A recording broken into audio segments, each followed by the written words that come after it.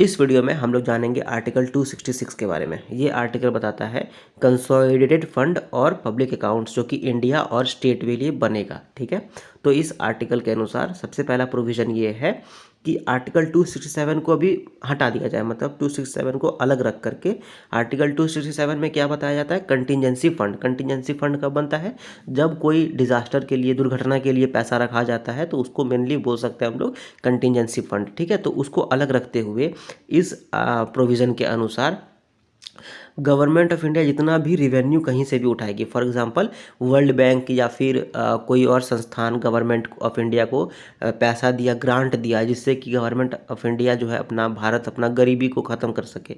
For example world bank $50 billion government of India को दिया ताकि वो अपना गरीबी को ख़त्म कर सके।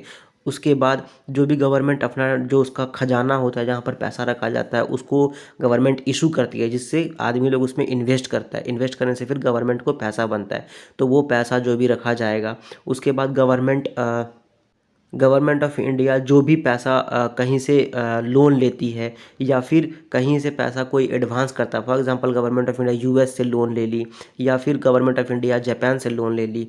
उसके बाद अगर गवर्नमेंट ऑफ इंडिया कोई भी लोन रिपे करती है, मतलब जो पैसा लिया हुआ था उसको अगर देगी, तो ये सारा जितना भी पैसा मैंने बताया है वो सब एक जगह रखा जाएगा, एक फंड में रखा जाएगा। उस फंड का नाम होगा कंसोलिडेटेड फंड ऑफ इंडिया। ठीक है, उस फंड का क्या नाम होना चाहिए, होगा, क्या नाम होगा उस फंड का, कंसोलिडेटेड फंड ऑफ इंडिया। ठीक है, उसी प्रकार जैसे अभी इंडिया के बारे में बताया, इंडियन गवर्नमेंट के बारे में बताया गया, उसी प्रकार सेम उसी तरह स्टेट गवर्नमेंट जो है वो भी एक अपना फंड जारी करेगी जिसका नाम रखा जाएगा consolidated fund of the state. और उसमें क्या क्या रखा जाएगा,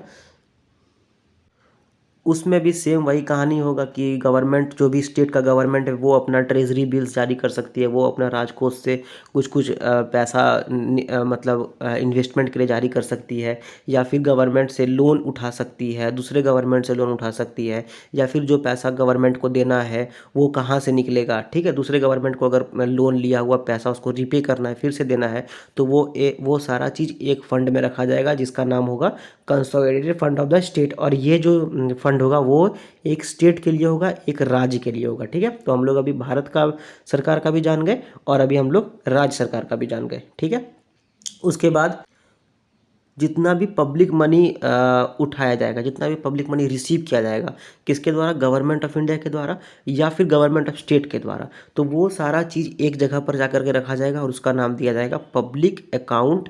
अगर स्टेट का है तो वो स्टेट, और पब्लिक अकाउंट ऑफ इंडिया अगर वो इंडियन गवर्नमेंट उठा रही है। तो फॉर एग्जाम्पल बहुत सारे जो दानवीर होते हैं, बहुत सारे ऐसे लोग होते हैं जो गवर्नमेंट ऑफ इंडिया को दान देना चाहते हैं, पैसा देना चाहते हैं, जिससे कि गवर्नमेंट ऑफ इंडिया अच्छा अच्छा काम करे। ठीक है, या फिर गवर्नमेंट किसी राज्य गवर्नमेंट को, ऐसे बिहार गवर्नमेंट को, बहुत लोग होते हैं ऐसे जो चाहते हैं कि गवर्नमेंट अच्छे से काम करे, उसके लिए गवर्नमेंट को पैसा देते हैं।